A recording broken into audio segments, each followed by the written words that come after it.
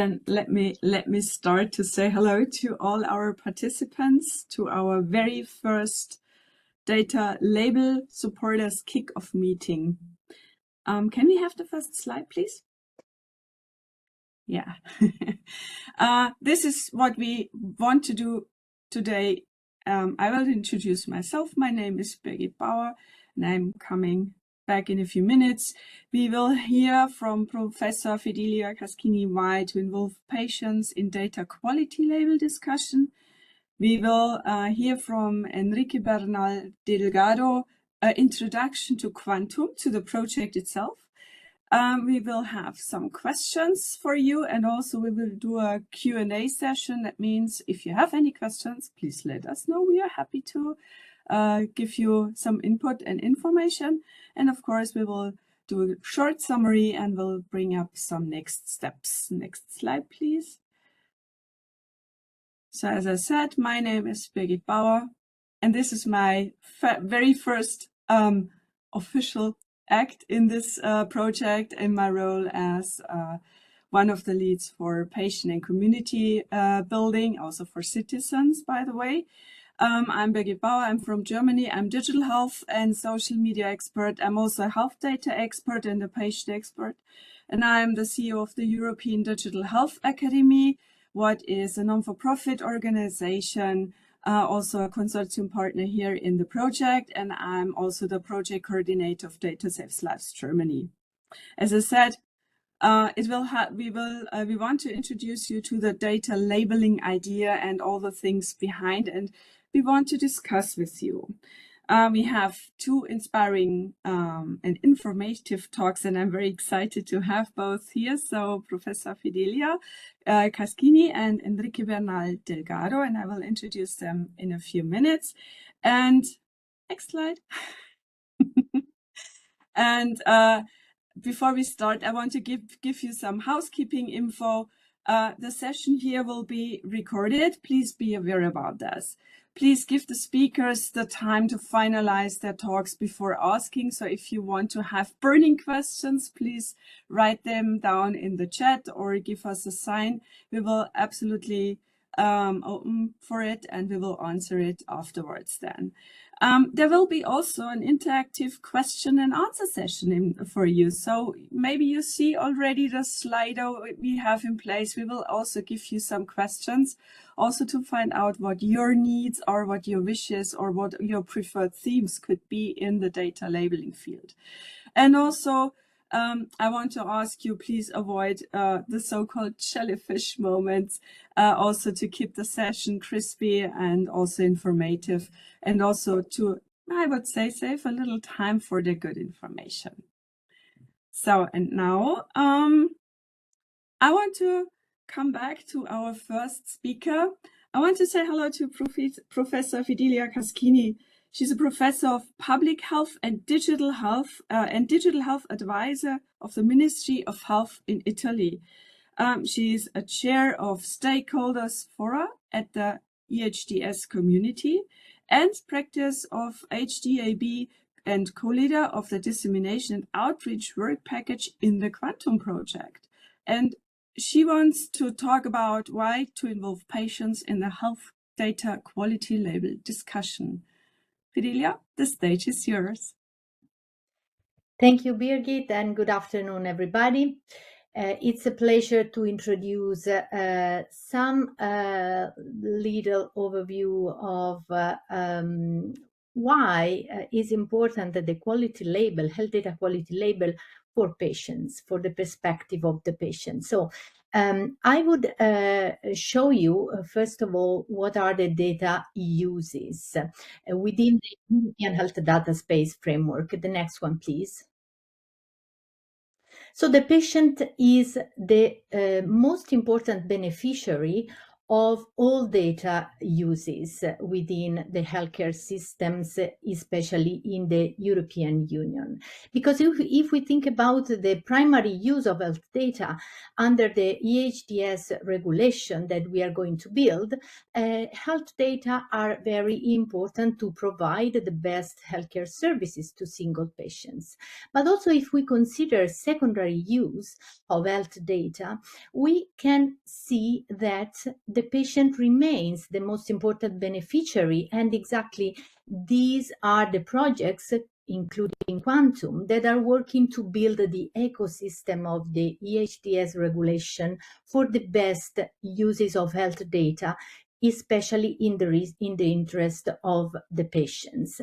So you can see that within the European Health Data Space framework, health data uses are focused on public health surveillance, quality and safety of healthcare, science research, including training algorithm, and also other uses as policy making, statistics, and education and teaching activities.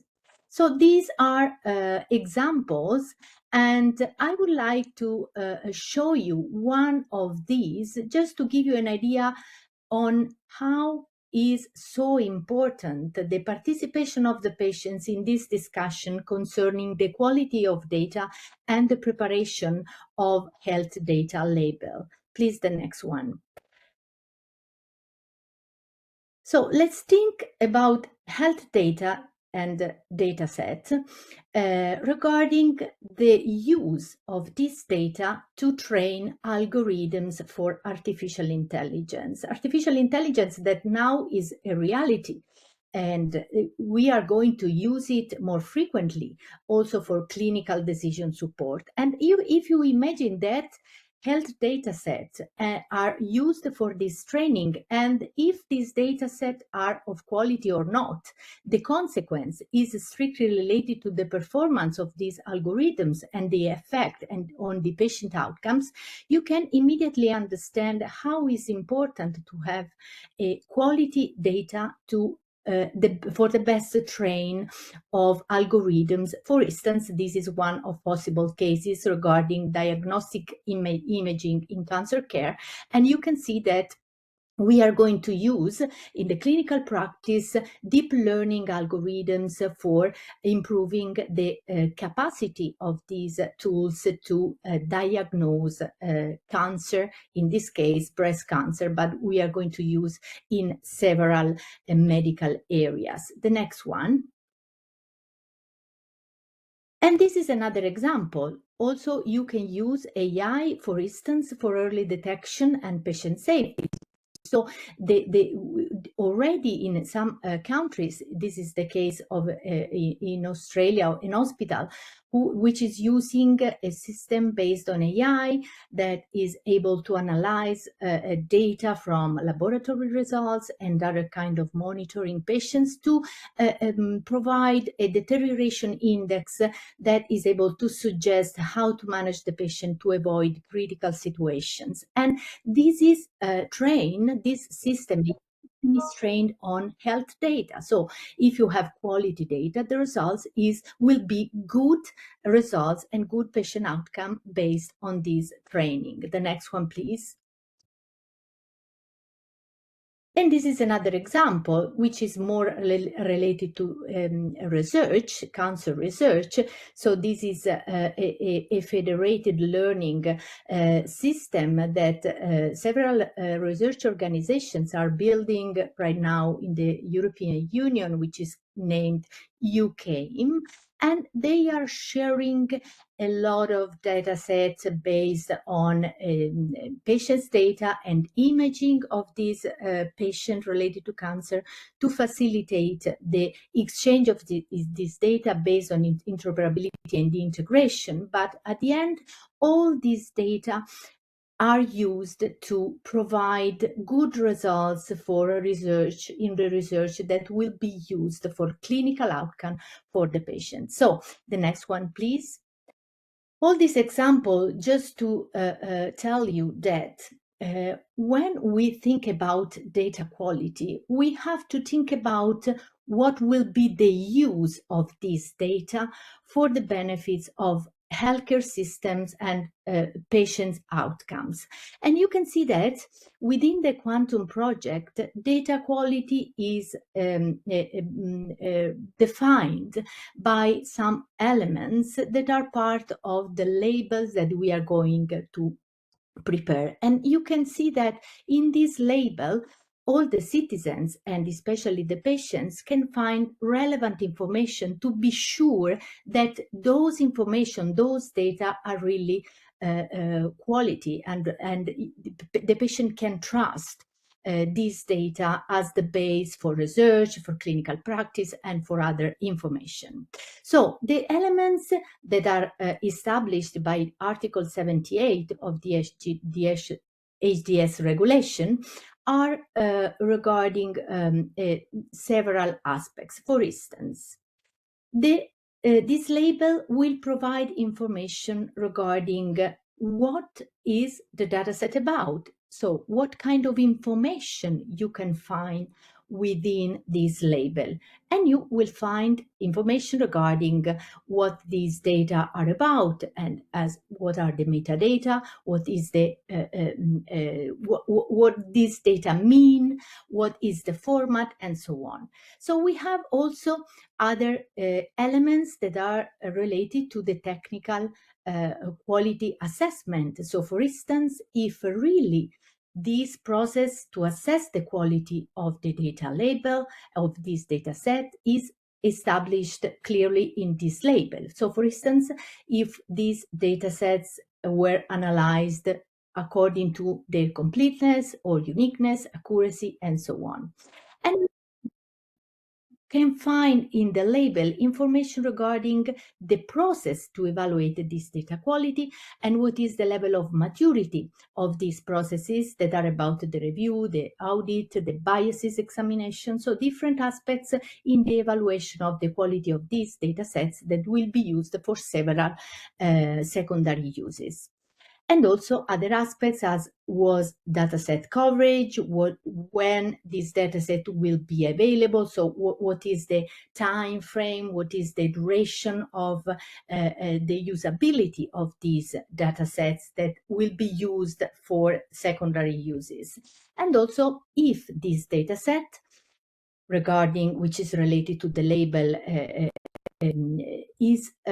was modified. So if you can find in this dataset other information compared to the original version of this dataset, and also other possible changes in the history of this dataset. So you can see that the label is not different from another label, as for instance, the label that you can find in the food, for instance, because in this case, the label will provide information regarding the product and information regarding the origin of this product and the duration of this product. So several information that are useful for the consumer for the best use of the product that the consumer is going to buy. And not differently, in this case, the data quality label regarding the healthcare is very relevant for the patients, and not only for the patient, for sure, also for professionals and healthcare organization and other people, to understand exactly if the data sets that people prepared and are going to use is based on requirements that are trustable and useful for the uses that we are expecting. So the next one, please.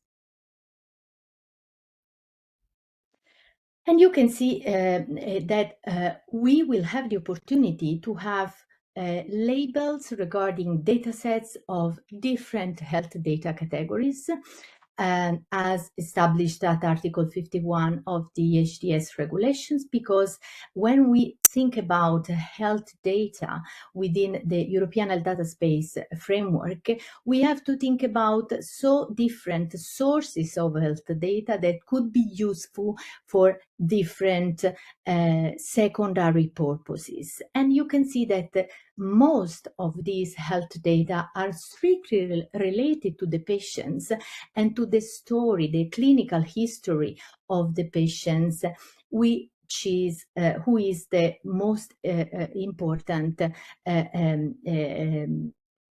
person of for the generation of this data, because health data categories that are included in this scope for the secondary purposes are not only those related to the electronic health records, but also the data from, for instance, medical devices, or data which are patient-generated health data, and many others that you can see summarized in this slide. So in concluding this little overview of what you can think about the data quality label, especially from the perspective of the patients, and why it is important to involve the patients in this data, because the patient is the most important beneficiary of all the ecosystems that we are going to build within the EHDS regulation framework. And that's it from my side. Thank you. Thank you very much for this. Thank you. For this interesting slide deck, dear Fidelia. It was really interesting, also for me. You can always learn something new.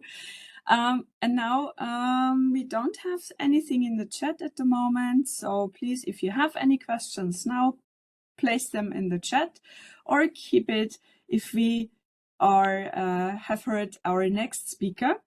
We are talking now, or Enrique Bernal Delgado is talking now about quantum. Enrique founded the Data Science for Health Services and Policy Research Group at the Institute for Health Sciences in Aragon, where he currently holds the position of a senior scientist. Building on 25 years, what a long time, of data-driven health services and policy research project, Enrique is contributing to the conceptualization and development of the health data space for secondary use throughout TEDAS, the EHDS2, and of course Quantum. And Enrique will introduce the project and why it's such an important one. Enrique, the stage is yours. Hello. Good afternoon, everyone. Hopefully you can hear me now. Very well, thank you. Very good. I think I'm building a bit upon what Fidelia, Dr. Caccini has already said, but maybe focusing more on the practicalities of the project. I would say that quantum as such is, in quality, is the place where all decision makers, so the users, the researchers and innovators, and the quality people meet at some point.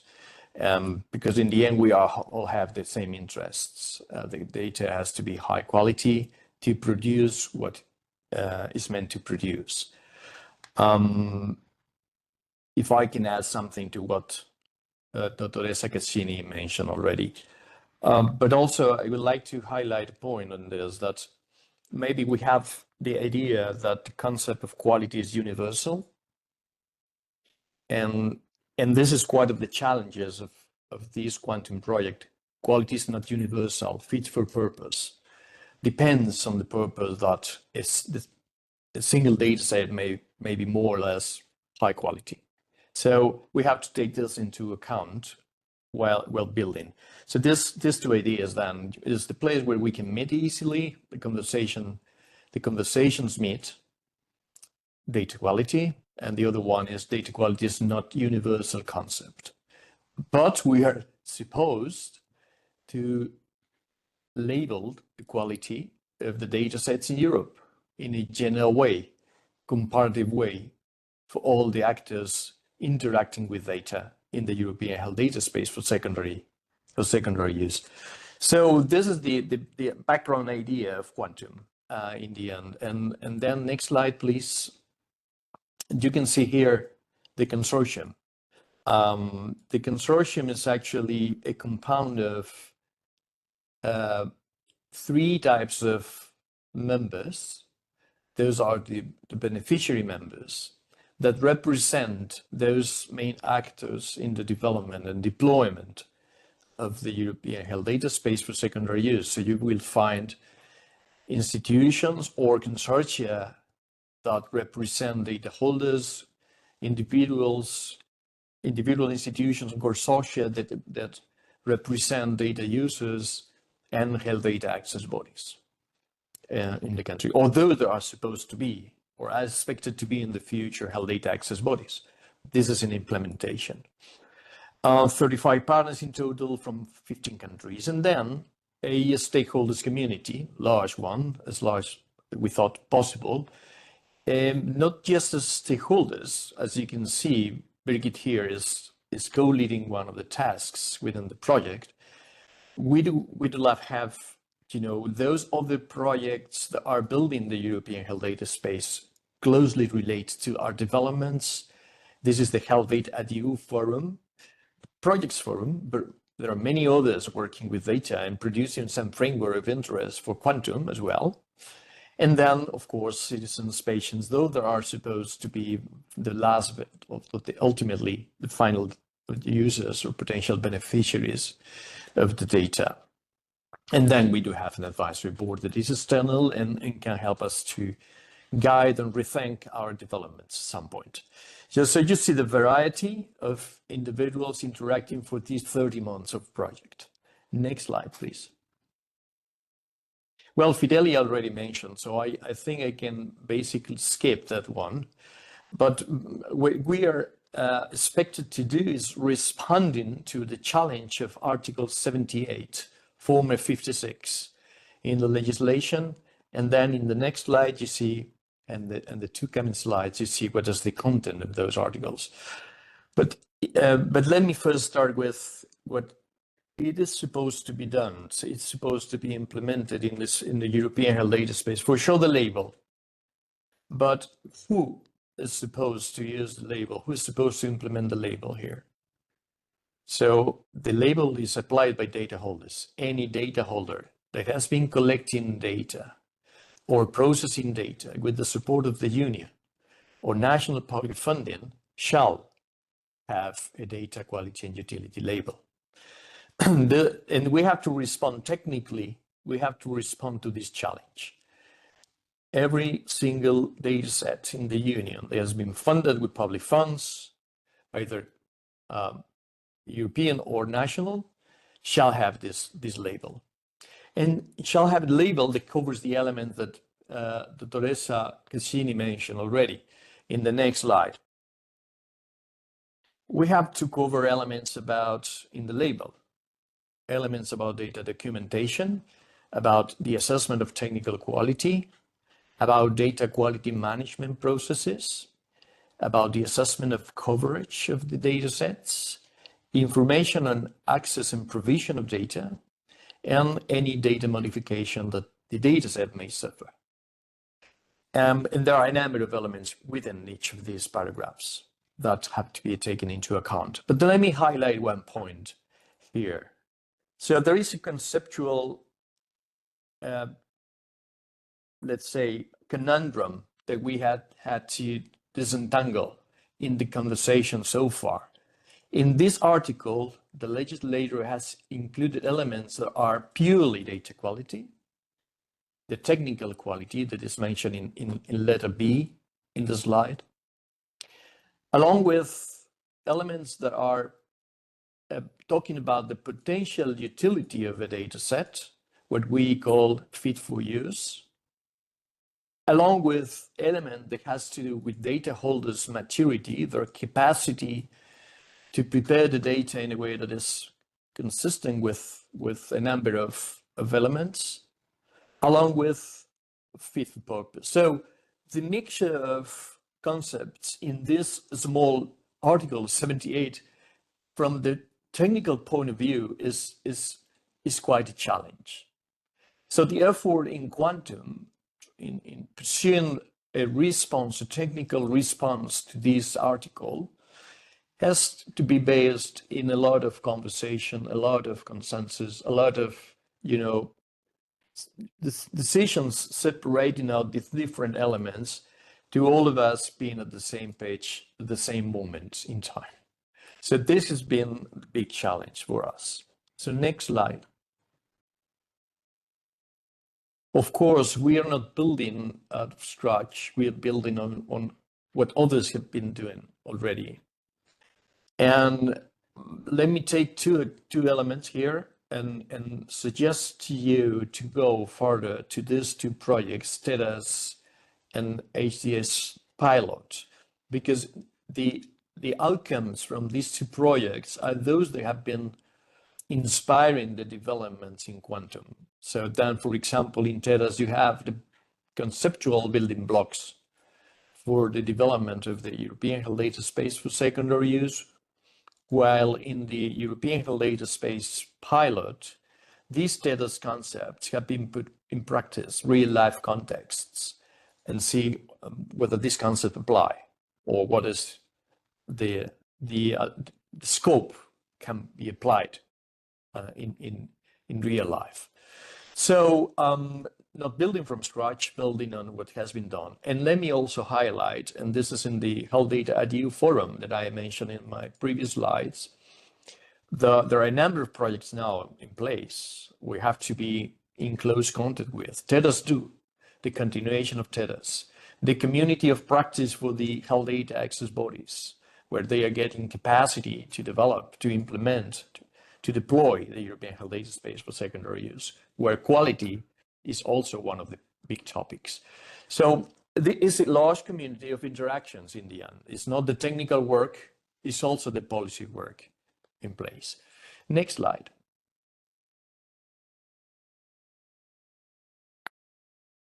And maybe I will, there are two more slides, Brigitte, no more.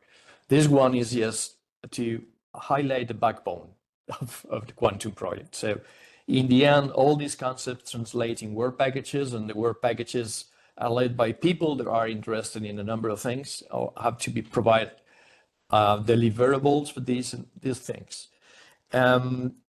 We distinguish 5 big building blocks. One is getting a common concept for the data sets, quality and utility, because we come from very different contexts, scientific contexts, technical contexts, policy contexts, and we do play different roles in the European Held Data Space. We do need a common concept for quality and utility. And to be honest, the legislation don't help much. So doesn't help much to get this agreement easily. So we had to work hard to get this common concept. And we do have a very first version of this common concept already released.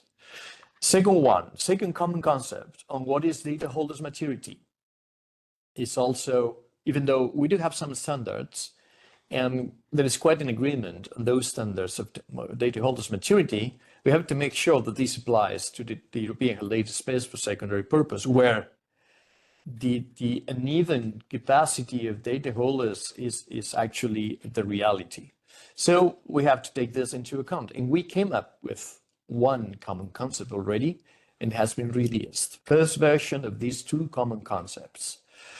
Third, and now we are in this process, we have to pilot in real life with data holders these common concepts. These common concepts translate into a label specification. So the specification of what to measure in real life. And this is what we are doing now, piloting small scale in a number of data holders, these concepts. To translate this into the label specification, that has to be implemented in a larger scale, in a mid-scale implementation phase within the project. Then all the lessons learned has to be translated, this is the 4th building block, into recommendations.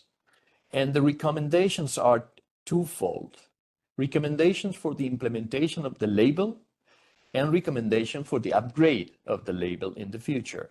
And this comes into the legislation, into what is implement acts or delegated acts.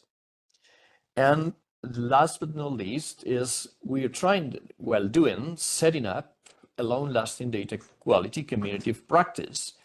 And the flagship of this is at the Quantum Academy. and the different fora that I mentioned earlier. So these are the 5 building blocks of the backbone. And then next slide, and maybe next one. This is the timeline. So it's the same that I said.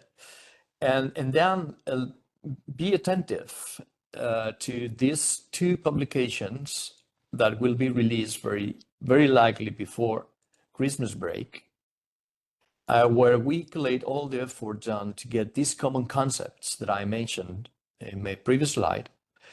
The first deliverable with the specification of the dataset's quality and utility label, and the second one talking about the specification of the data holder's maturity model. So this will be the basis. These are the basis for the piloting process that is taking place right now. And hopefully we'll have first results before summer next year.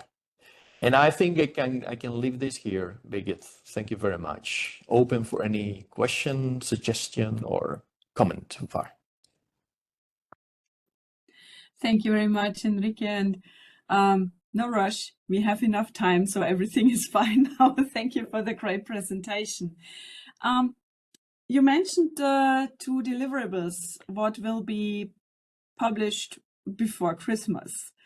Will they be also mentioned on the website, just to make sure that people can find out where they are and maybe also review that? Will they be on the website then too, or will there be a link to those deliverables? Yeah, we will be publishing on our website. And this is, of course, the first version of it, but this will be public. So happy to get insights from any of you who want to share thoughts with us, because the idea of the project is being iterative. So in the next iteration, we will have some tweaks on the specification. The lessons learned from the pilots will modify for sure part of this deliverable. So we have new versions of it, and will be submitted for open discussion in the big event taking place in April in Rome. So for sure, Birgit, any insight from the audience today will be very welcome. Okay, then let's start with the insights. Does anyone have a question? So are there questions already? We saw that there was the question if the slides will be shared. Yes, they will. We will also send you an info package afterwards to make sure that you can stay in touch with us. And we have a second question. Which particular tools or procedures would be used to assess data quality and maturity? For example, any AI-powered tools or utilization program languages, or such as R or Python? Thank you for the question, Eugenia. So this is the first thing that we are developing and testing is actually a self-assessment tool that can be either programmatically or manually being fed in, so that in a way that for the number of dimensions of quality and utility and dimensions of maturity that have been decided at those relevant to label quality, utility, and maturity, those data holders will have to provide information about. As I said, this is the possibility for doing manually or programmatically. What we are testing so far is manually. This is a small-scale pilot.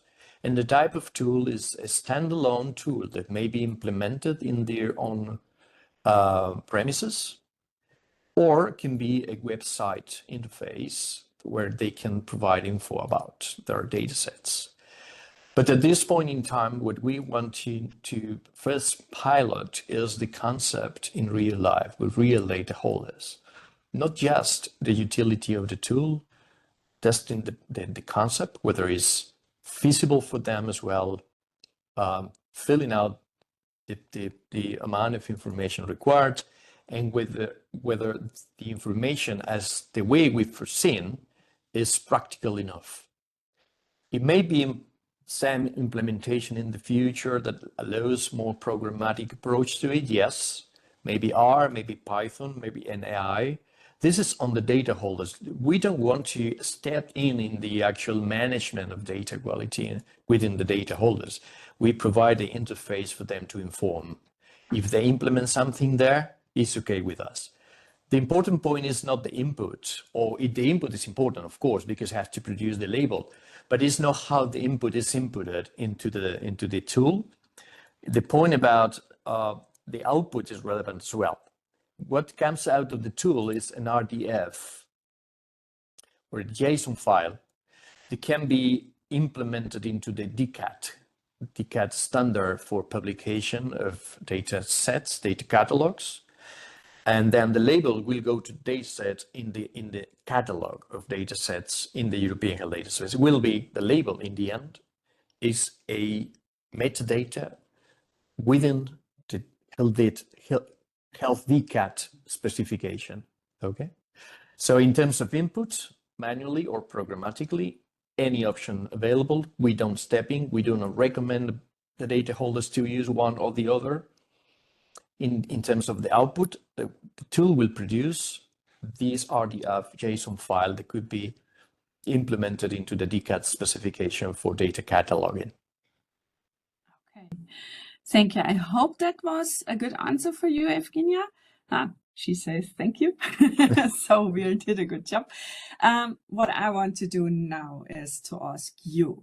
So you see the QR code for a Slido on the screen. So please take your smartphone, scan the QR code and log in. And we have a first question for you, because we want also to know what is your expectations or needs or wishes. And the first questions what we have is, which of the elements characterizing the label of priority or main interest to you or to the patient community? So scan the QR code or go into the web to slido.com and use the code #Quantum to give us some answers. And I'm very excited to see what's going on. I can either see, so to answer Barthelomew's question, do we see the Slido panel on WebEx? I can see either the chat or the Slido panel, but I have it on my smartphone. So it's not just a big thing.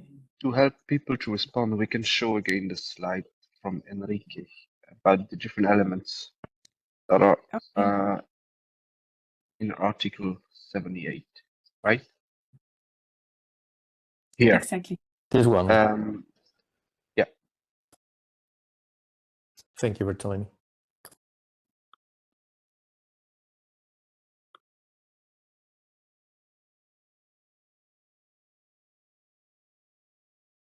So we have first answers already. Can you see that? So I have it on my smartphone at the moment because I can't see it here in the chat, but this is not the problem. I will let me know, Birgit. So far, I let people look a bit at the slide, but when if you want, I can also share the big screen of the Slido results. So we have data quality in the answers. We have A and D. A was the data documentation and the assessment of coverage. B, D, and E, assessment of technical quality, coverage, and information on access and provision. Technical quality assessed, dataset coverage. We have also something about trust. What do you guys see that, Enrique and Fidelia? Do you have an eye on it? No, I cannot actually, because okay, then Barthelemy, maybe you can show us the screen, then we have a look on it and see what we think about it. Or that would be really great. Thank you.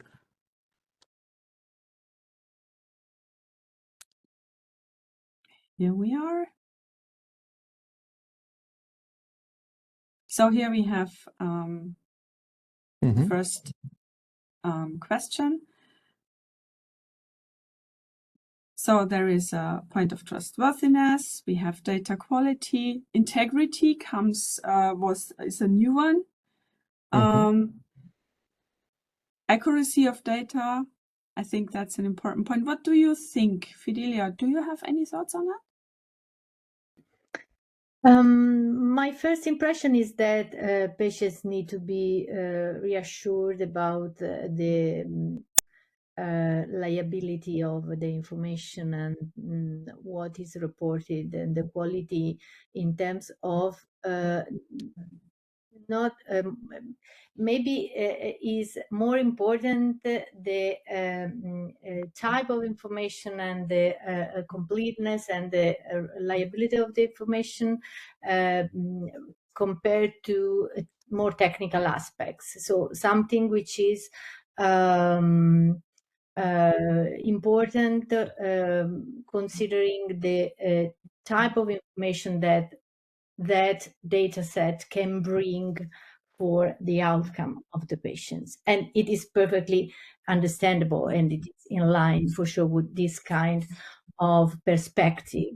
And it is very important also because I think this is the base, because we can have a very sophisticated tools to provide these data sets, and probably over time we can improve these technical aspects. But the most important elements which could be guaranteed are those related to the quality in terms of what is the information within that data, if it is reliable, and what is the source of this data, and if it is really useful for the improvement of healthcare services and for the secondary uses, research and planning of the healthcare systems, and what else.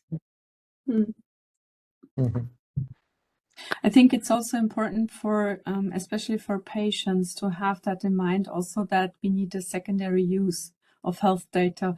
What I can see is also from my perspective as a project coordinator of Data Sales Labs Germany, that we are not arrived in the world of the secondary use of health data. And I think with data labeling, we have a good chance to open this world and also to explain it much better.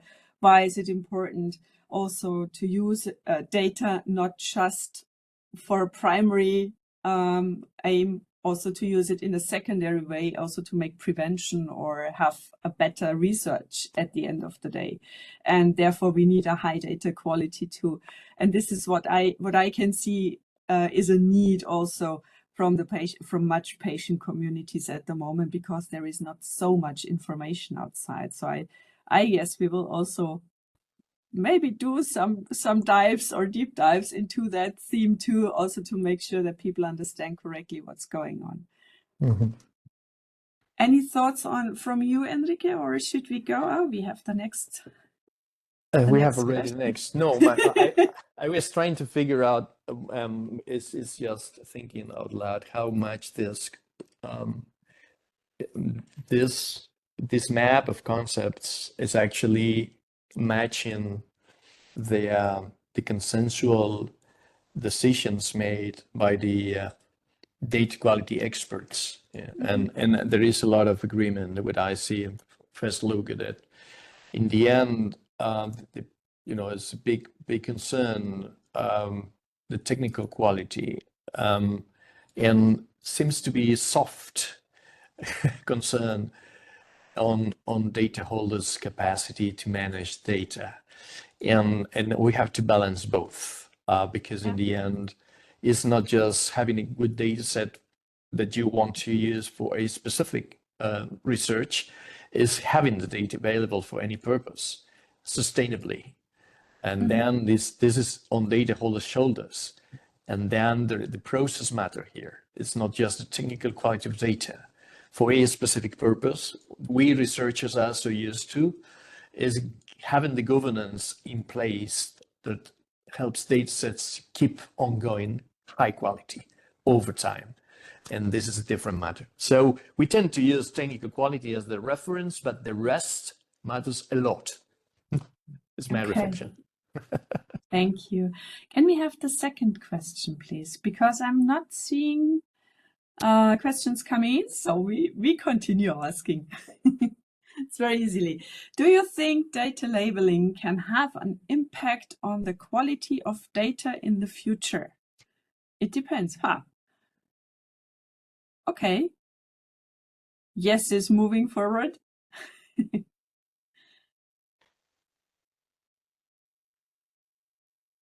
What I would be interested in, it depends on what. Can we have maybe a reflection on this? Because I would be very interested who is saying it depends, but on what? What is the main thing behind that? Does anyone from, maybe also from our audience, I have an answer suggest for us? you can raise hand, I believe, right?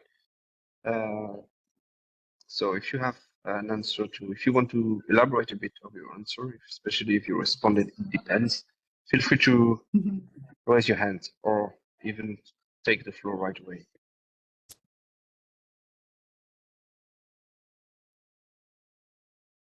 I don't see anyone, so I'm scrolling down.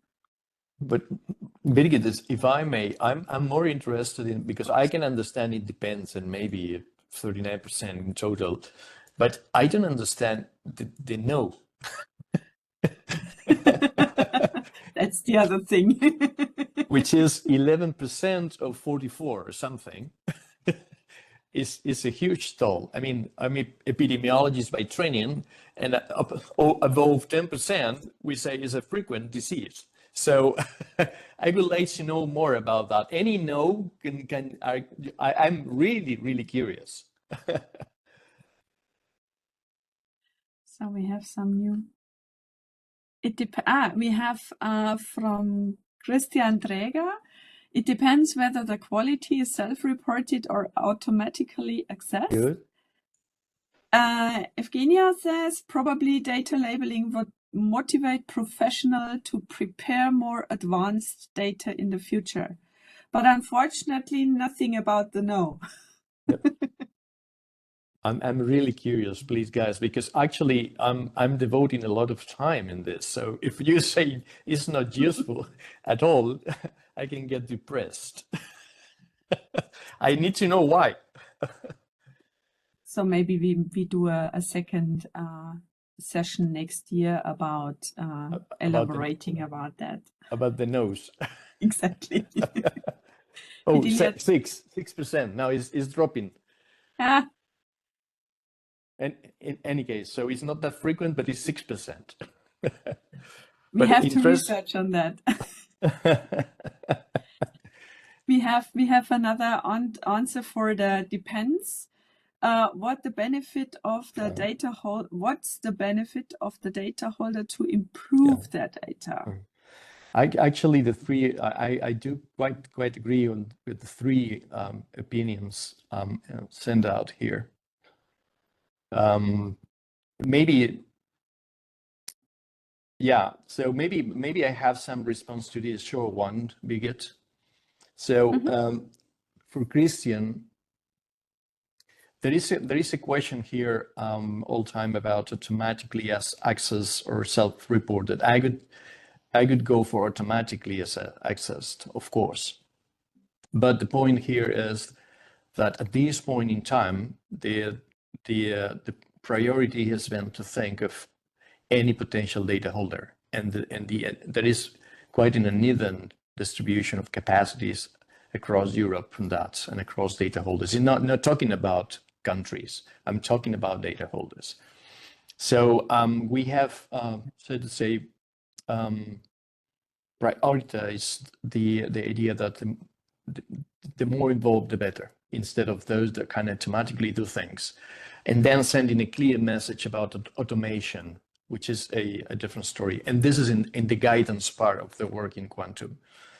I quite agree with Eugenia. There is a point where this is secondary use, but it's true that data sources, native data sources, are the raw material. And if those collecting data at the beginning of the data life cycle see the use of the data in research, in decision making, I would bet that yes, those professions will pay more attention to collect data in a more, let's say, mature way. Marinka, depends on what's the benefit. Absolutely right. Absolutely agree with you, because in the end, the incentives, and this is work that's been doing in TEDx too, about supervision, fees, penalties, incentives. We will be providing some insight as well from Quantum on that. And then it depends on the accuracy of the label data. Yeah, and this is a big point, Priya, that, well, we cannot say that we are not getting false positives or false negatives in the labeling. We cannot say this is going to be 90% of true positives, 90% of true negatives. But we are using the approach we've used, we reduce the risk for, let's say, uncertainty on the one hand, and discretion reporting on the other hand. And keep in mind that there is an article in the legislation that mandates health data access bodies to supervise the accuracy of the label data. So there is and it's very vague in the legislation, says when a health data access body is not happy enough with the label, then can ask for an external auditing of this data holder, of this data set. Yeah, and Fidelia responded already to one is, oh, Matthias, please. Matthias has I've chosen no because labeling might improve metadata, not data. Well, you think that? Maybe you elaborate, Matthias, please. It's very interesting, your point. I'm not sure about what you mean here, so I'm happy to listen to you if you want. Okay, yeah, I'm not sure. Maybe it was a bit fast to select this. I thought maybe it's one of several questions, but my experience is that it's very hard to improve data quality, at least from a medical informatics perspective, because data quality is a result of a complex process if you support data collection and clinical research, and such things like, let's say, these informatics point of view of adding labels and so on, if it has no direct impact on the hypothesis or ideas that the researchers have, then they are usually very reluctant on adding such effort. So then third-party people have to do it like some kind of data stewards, and usually they are not so much connected to the original process of data acquisition. But maybe no is too hard. Huh? It was also a bit of depends. choosing no just to throw a granite in the hole. Yeah. But we can agree, Matthias, that if you have labeled data and there are the incentives to improve at present, there is a possibility for data quality to improve.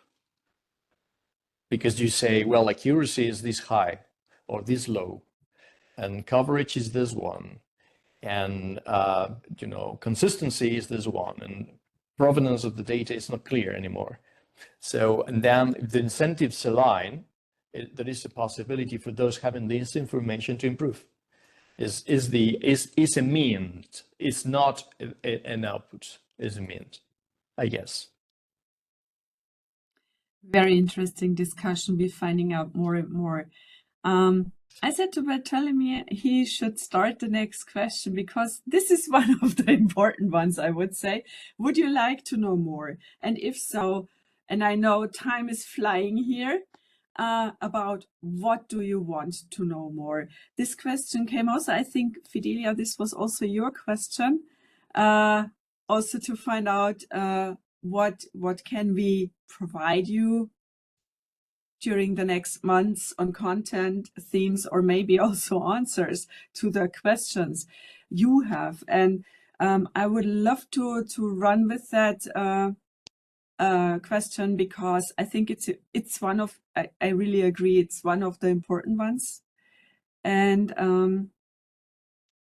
then we have, unfortunately, to wrap up. Do you know that? but I give us some minutes as we started a little bit delayed, so we can do that. But please, can you give us maybe an answer about that, saying, okay, what would be your most interesting point themes around data labeling, around quantum as a project, and also about maybe also some technical questions. I don't know. Okay, more specific on tools to assess data and ultimate labeling. Okay, thank you.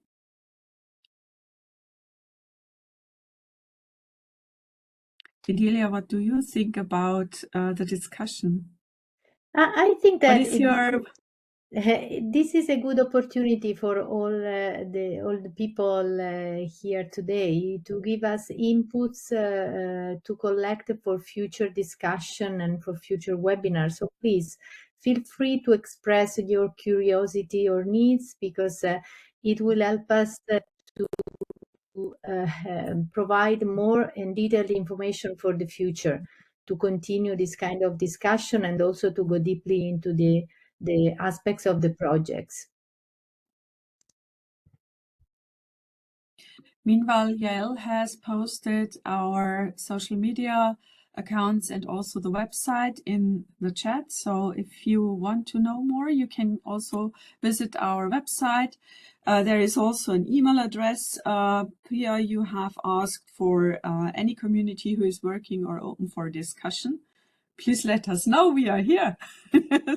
Feel free to send us an email or a short message, and we are open to come together and have a discussion with you. This is, as you see in the chat, there is the email address, or please go in contact with us via LinkedIn or so. So we have the channels and it's screened. And also we are checking it regularly. If I can add, Birgit, yes, on the website, you can also subscribe to the Quantum newsletter. There's a button, so feel free to do so, and you will get the next steps and the next outcomes of the project. That's very helpful. So we have 4 questions. If you want to continue the discussion, and if you have questions after our session here, feel free to contact us. Give us your questions and we will see how we can answer or what we can do to start next activities, whatever. So guys, I think it's time to wrap up a bit. It was for me a great session. It was really interesting also from our both speakers. Thank you to Fidelia and also to Enrique for the answers, for the slides and for your information. It was really great, and I would say let's do it again from my side. Thank you also to our team in the background who helped to make sure that you find us, you can be in touch, and also to give us assistance. Thank you to you all for coming, for being part of this discussion. Please come back again, connect with us. We are happy to found a bigger community, and we are happy to expand this community because this is the input we need for the project itself. For me, it stays now to say to all, because I don't think we will meet before Christmas. I wish you a great Christmas time. I wish you all the best for your Christmas holidays. I guess this is the most important because we all deserve some free days, I guess.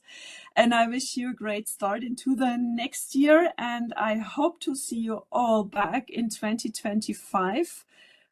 We will think now about next webinars, next online sessions, and please be aware about the little info package we will send out during the next days, also with some information. And register, as Bartholomew said, for our newsletter to make sure that you don't miss anything from us. Have a great afternoon now, and I say goodbye and have a great time. Bye. Bye-bye. Thank you all.